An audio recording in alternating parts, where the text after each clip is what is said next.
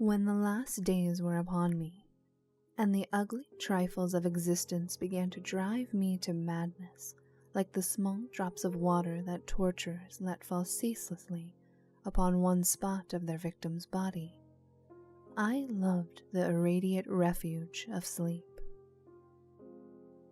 In my dreams, I found a little of the beauty I had vainly sought in life, and wandered through old gardens and enchanted woods.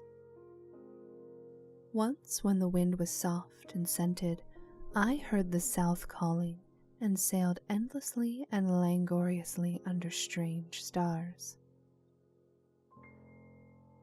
Once, when the gentle rain fell, I glided in a barge down a sunless stream under the earth till I reached another world of purple twilight, iridescent arbors, and undying roses. And once I walked through a golden valley that led to shadowy groves and ruins, and ended in a mighty wall green with antique vines, and pierced by a little gate of bronze.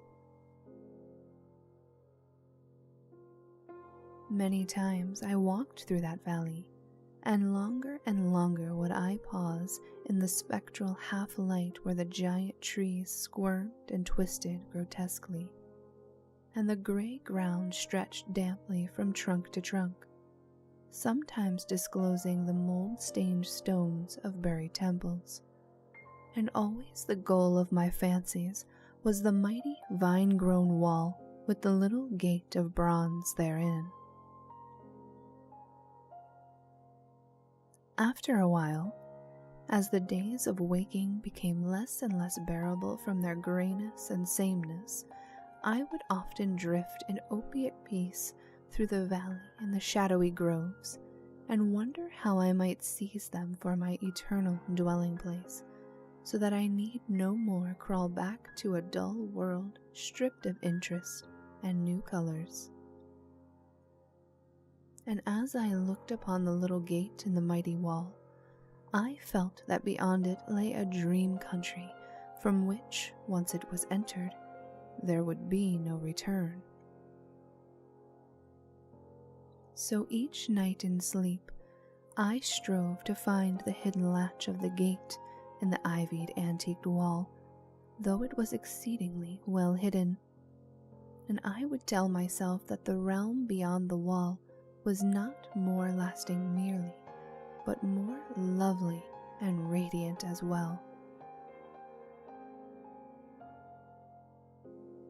Then one night in the dream city of Zakarian, I found a yellowed papyrus filled with the thoughts of dream sages who dwelt of old in that city, and who were too wise ever to be born in the waking world.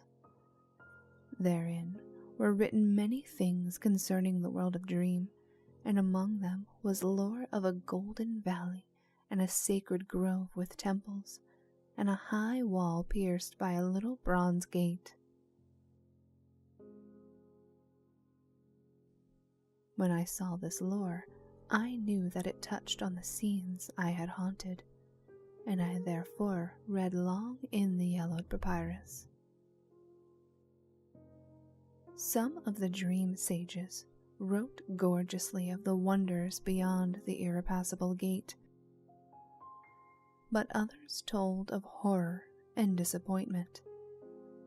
I knew not which to believe, yet longed more and more to cross forever into the unknown land, for doubt and secrecy are the lore of lores, and no new horror can be more terrible than the daily torture of the commonplace.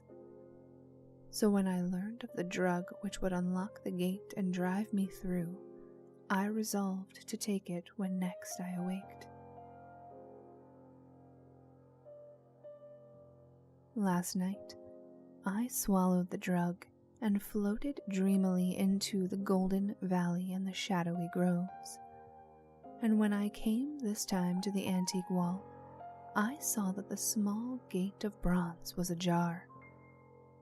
From beyond came a glow that weirdly lit the giant twisted trees and the tops of the buried temples, and I drifted on songfully, expectant of the glories of the land from whence I should never return. But as the gate swung wider and the sorcery of drug and dream pushed me through, I knew that all sights and glories were at an end. For in that new realm was neither land nor sea, but only the white void of unpeopled and illimitable space. So, happier than I had ever dared hope to be, I dissolved again into that native infinity of crystal oblivion from which the demon life had called me for one brief and desolate hour.